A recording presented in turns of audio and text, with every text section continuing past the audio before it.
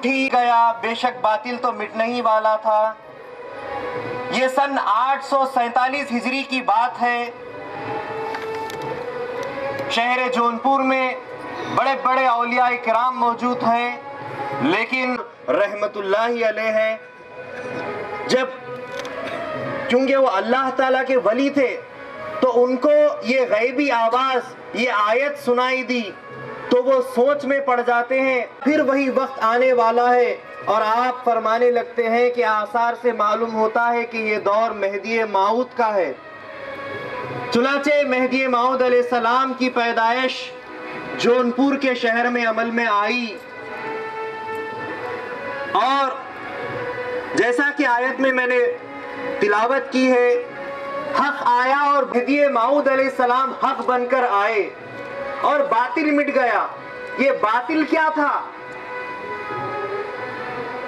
मेहदी माऊद अलैहिस्सलाम के उस दौर में शहर जौनपुर में ये बातिल क्या था? ये बातिल था कि वो मुसलमानों ने उठाकर फेंक दिया था।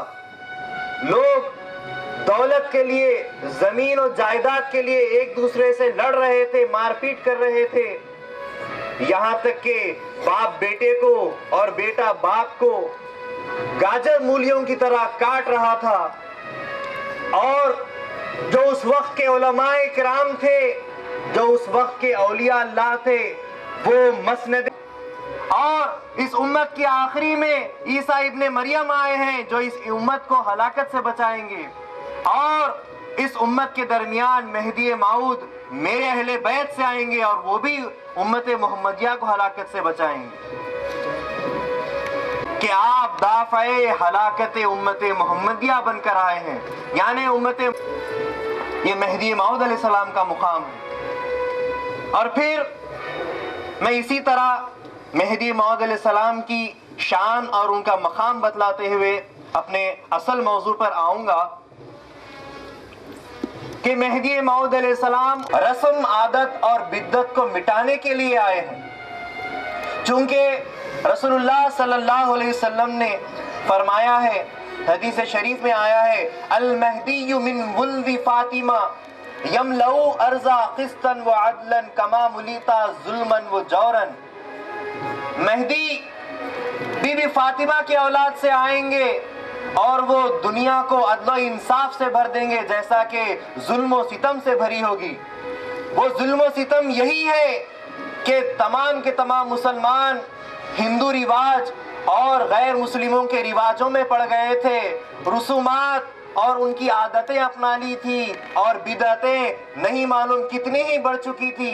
उन सब को मेहदी माऊद अलैहिस्सलाम मिटाने के लिए आए हैं। इसी तरह हजरत इमामुना मेहदी माऊद अलैहिस्सलातु वस्सलाम कुरान का बयान करने के लिए आए हैं, साहिबे बयान कुरान बनकर आए हैं, जैसा कि अल्लाह तबारक व तआला ने इरशाद फरमाया, अर्रहमान अल्लमल कुरान खलक़ल इंसान अल्लमहुल बयान, कि रहमान ने रसूलुल्लाह सल्लल्लाहु अलैहि वसल्लम को कुरान सिखलाया और फिर एक इंसान को पैदा किया, उसको बयान सिखलाया।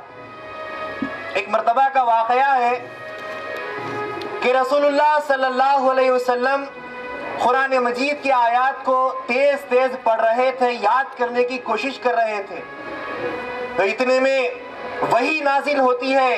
अल्लाह ताला फरमाता है, क्या है मोहम्मद सल्लल्लाहु अलैहि वसल्लम, तुम अपनी ज़बान को कुरान के याद करने में जल्दी ना करो, बल्कि कुरान का याद दिलाना और उसको पढ़ाना हमारे जिम्मे में है। जब भी हम कुरान पढ़ाएं तुम हमारे पीछे पीछे पढ़ना।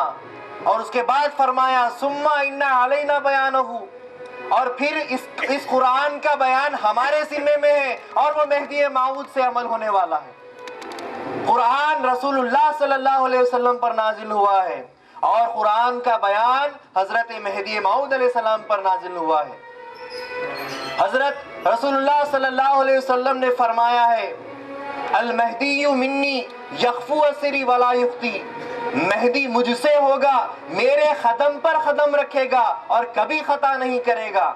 आपकी मासूमियत یعنی کہ آپ معصوم الخطا ہے، آپ سے کبھی خطا نہیں ہو سکتی، جیسا کہ انبیاء سے خطا نہیں ہو سکتی، وہ مقام آپ کا ہے، اور آپ میرے قدم پر قدم رکھنے والوں میں سے ہیں، جیسا کہ آنے والی آیت میں آپ کو بیان کروں گا کہ اللہ تعالیٰ نے ارشاد فرمایا قُلْ هَٰذِهِ سَبِيلِي أَدْعُو إِلَى اللَّهِ عَلَىٰ بَصِيرَةٍ أَنَا وَمَنِ اتَّبَعَنِي، کہہ دیجئے اے محمد صلی اللہ علیہ وسلم، بلاتا ہوں میں تم کو اللہ تعالیٰ کے دیدار کی طرف، میں بھی اور وہ بھی بلائے گا جو میرے بعد آنے والا ہے۔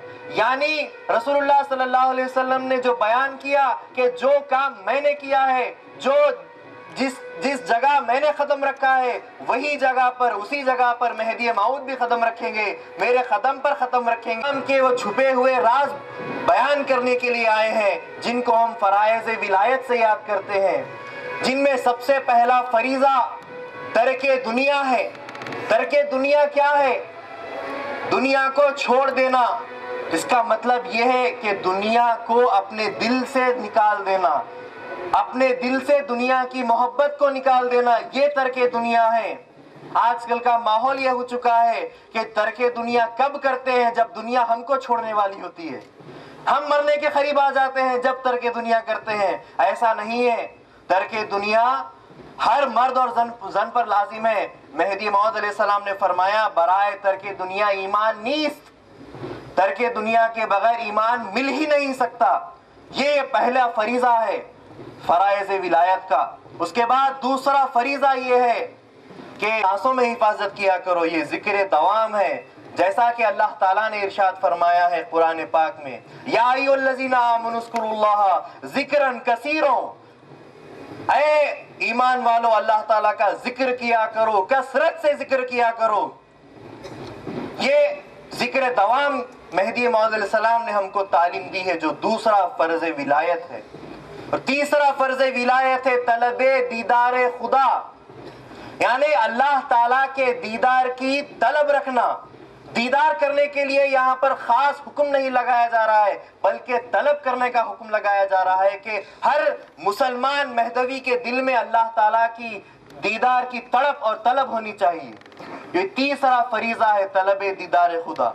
چوتھا فریضہ ہے صحبت صادقین، یعنی سچوں کی، اچھوں کی صحبت کو اختیار کرنا، اور جیسا کہ علماء اکرام اور ہمارے بزرگوں نے ارشاد فرمایا ہے کہ اس سے مراد مرشدین کی صحبت اختیار کرنا ہے، کہ مرشدین کی صحبت اختیار کرو۔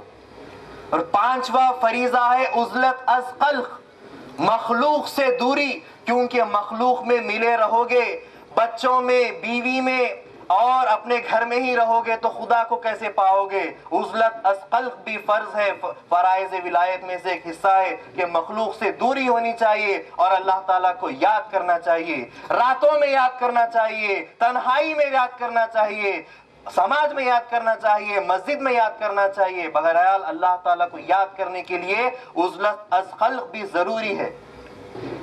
چھٹا فریضہ ہے توکل، اللہ تعالیٰ کے اوپر کامل بھروسہ ہونا چاہیے، باپ پر بھروسہ نہیں ہونا چاہیے، بچوں پر بھروسہ نہیں ہونا چاہیے۔ ہم کو پیدا کرنے والا اللہ تعالیٰ ہے۔ اللہ تعالیٰ فرماتا ہے الحمدللہ رب العالمین، میں سارے عالموں کا پالنے والا ہوں، اس کے اوپر ہم کو بھروسہ ہونا چاہیے۔ توکل بر ذات خدا، اللہ تعالیٰ کی ذات پر ہمیں کامل توکل کرنا چاہیے۔ یہ چھٹا فریضہ۔ تبلیغ دین مہدویہ کے لیے ہم کو ہجرت کرنا بھی فرض ہے، اپنے مرشد سے ملاقات کرنے کے لیے ہجرت کرنا فرض ہے۔ اسی طرح یہ ہجرت بھی ہم پر لازم آتی ہے۔ فرائض ولایت میں سے یہ 7واں فریضہ ہے۔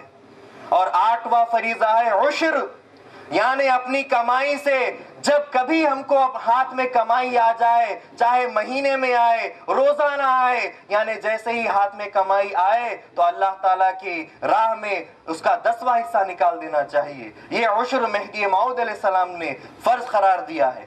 تو یہ فرائض ولایت ہے جن کو مہدی موعود علیہ السلام بیان کرنے کے لیے آئے ہیں، اسی کے لیے مہدی موعود علیہ السلام آئے ہیں۔ مہدی موعود علیہ السلام امت محمدیہ کو ہلاکت سے بچانے کے لیے آئے، اللہ تعالیٰ کا دیدار کروانے کے لیے آئے، رسم عادت بدعت کی ہوا مٹانے کے لیے آئے، اور یہ تعلیمات فریضہ جو کہ فرائض ولایت ہے ان کو بتانے کے لیے آئے. لیکن آج ہم کیا کر رہے ہیں؟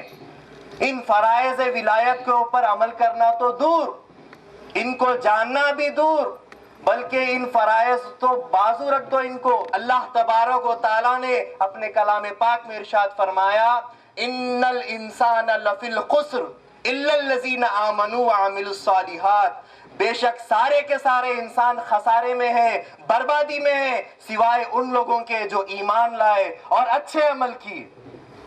سوائے ان لوگوں کے جو ایمان لائے اور اچھے عمل کیے.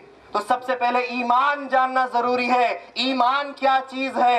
ایمان ہم زبان سے جو کہتے ہیں لا الہ الا اللہ، یہ اقرار باللسان ہے، اور اسی کو دل سے یقین کرنا، تصدیق بالقلب، یہ ایمان ہے. ان دونوں کا نچوڑ ایمان ہے. اور ایمان کی تفصیل اگر ہم دیکھیں تو وہ یہ ہے ایمان مجمل اور ایمان مفصل. یعنی آمنت باللہ کما ہوا باسمائہ و صفاتہ وقبلت جمیع احکامہ، ایمان لایا میں اللہ تعالیٰ پر اس کے تمام ناموں کے ساتھ، اس کی تمام صفتوں کے ساتھ، اور میں نے اللہ تعالیٰ کے سارے احکام قبول کیے.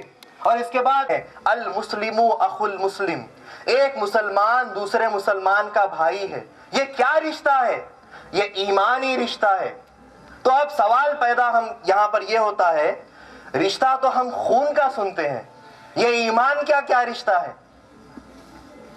تو رشتے دو طرح کے ہو گئے، ایک خونی رشتہ اور ایک ایمانی رشتہ.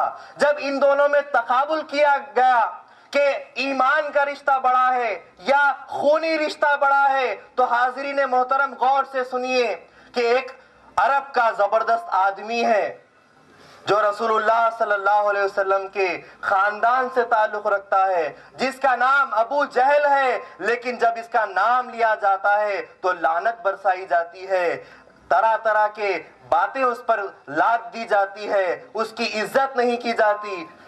کیسا؟ یہ تو رسول اللہ صلی اللہ علیہ وسلم کے چچا ہے، رشتہ ہے، لیکن عزت نہیں ہے. لیکن ایک ایسا ہے جو عرب سے نہیں ہے، عجم سے ہے. رسول اللہ صلی اللہ علیہ وسلم سے اس کا خونی رشتہ دور دور تک نہیں ہے، دیکھنے میں کالا کلوٹا حبشی ہے. لیکن جب اس بزرگ کا نام لیا جاتا ہے کہ خونی رشتے سے کوئی فائدہ نہیں ہے، ایمانی رشتے سے فائدہ ہے، ایمانی رشتے سے ہی کامیابی ہے.